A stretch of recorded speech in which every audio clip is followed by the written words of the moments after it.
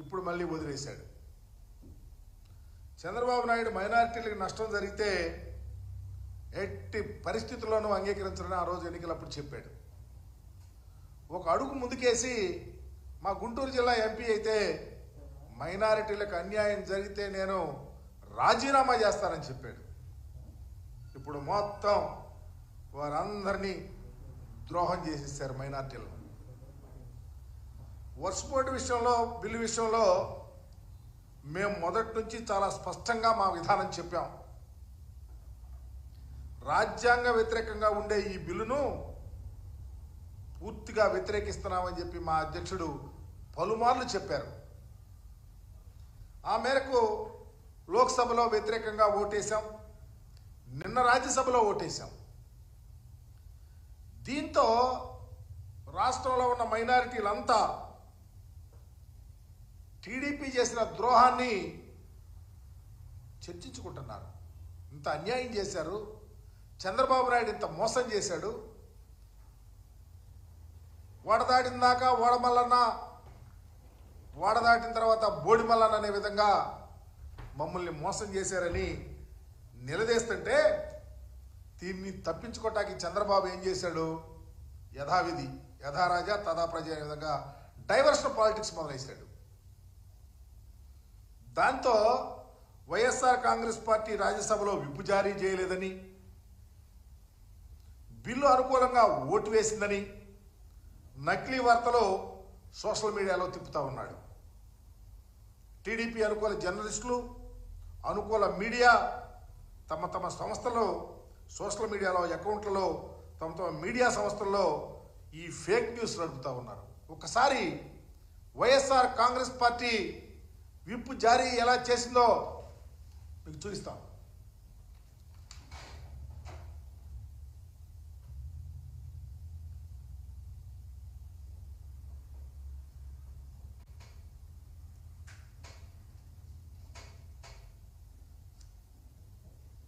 అలాగే నిన్న రాజ్యసభలో బిల్లు వ్యతిరేకంగా మా పార్లమెంటు పార్టీ నాయకుడు వైవి సుబ్బారెడ్డి గారు తన సుదీర్ఘ ప్రసంగాన్ని, ఈ రాష్ట్రంలో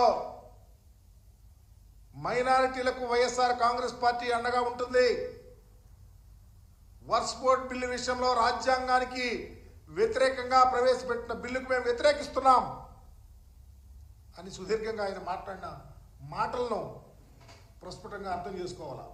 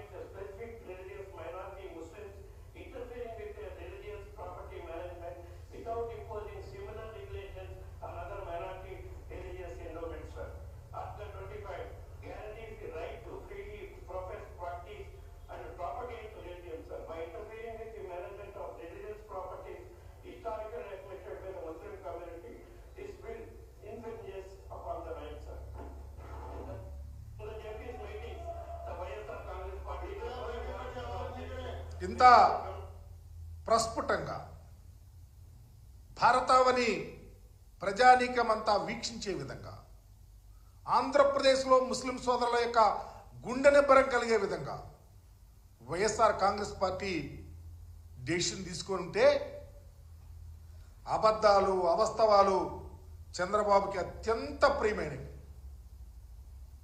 అవి లేకపోతే ఆయన రాజకీయమే ఉండదు, మనుగడ అంతకన్నా ఉండదు. ఆయన అబద్ధాలు చెప్తూ ఉంటాడు, వారికి సంబంధించినటువంటి మీడియా వాళ్ళు పుంఖాలుగా వారి సానుభూతి పరులు వాటిని పబ్లిష్ చేస్తూ ఉంటారు. ఇలాగే పైకి వచ్చాడు.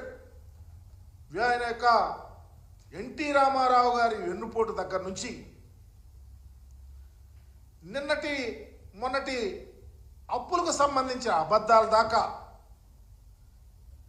ఈరోజు ప్రజలను మోసం చేస్తున్న P4 కార్యక్రమం వరకు అన్నీ అబద్ధాలే.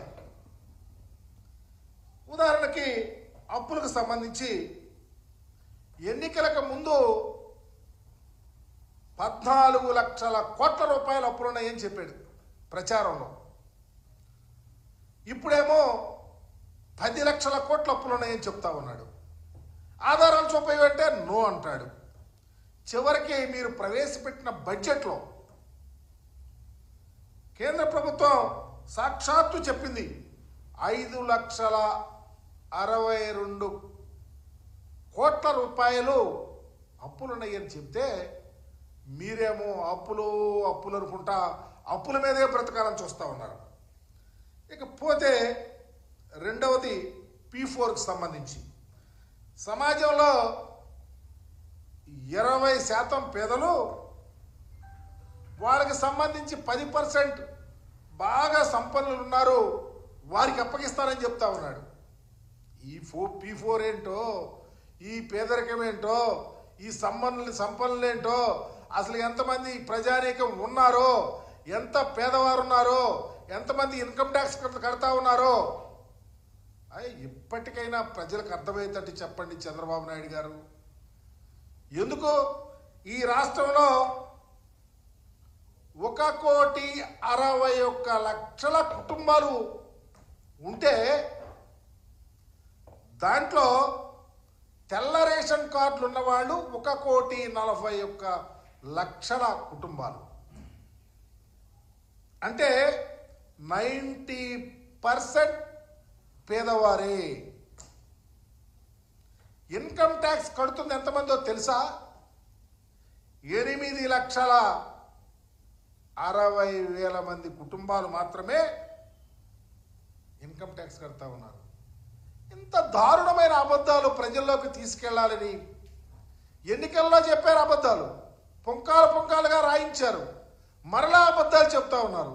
మరలా డైవర్షన్ పాలిటిక్స్ చేస్తూ ఉన్నారు. చివరికి ముస్లిం మైనారిటీలను కూడా వాడుకుని ఎన్నికల్లో గెలిచి వారికి హాని చేసి జగన్మోహన్ రెడ్డి గారి మీద అబద్ధాలు వల్లించడం అంటే ఇది కాదా చంద్రబాబు అని అడుగుతా ఉన్నాం. ఇకనైనా ప్రజలు కళ్ళు లేని కబూచీలు కాదు,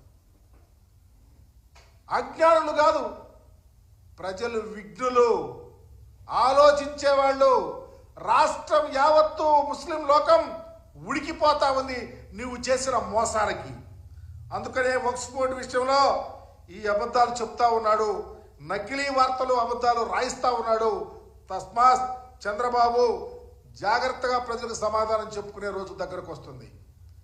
మీరు జగన్మోహన్ రెడ్డి గారి మీద మరకలేస్తాకి చూస్తా ఉన్నారే, సచ్చీలుడుగా కడిగిన ముత్యంలాగా బయటకు వస్తాకి జగన్మోహన్ రెడ్డి గారు సిద్ధంగా ఉన్నాడు. వర్క్ ఫోర్స్ విషయంలో, ఈ బిల్లు విషయంలో మీరు చేసిన తప్పిదం ప్రజలకు తెలుసు. జగన్మోహన్ రెడ్డి గారు తీసుకున్న సాహసోపేతమైన గొప్ప నిర్ణయం ప్రజలకు తెలుసని మీడియా ద్వారా మీకు విన్నవిస్తా ఉన్నాను. Thank you.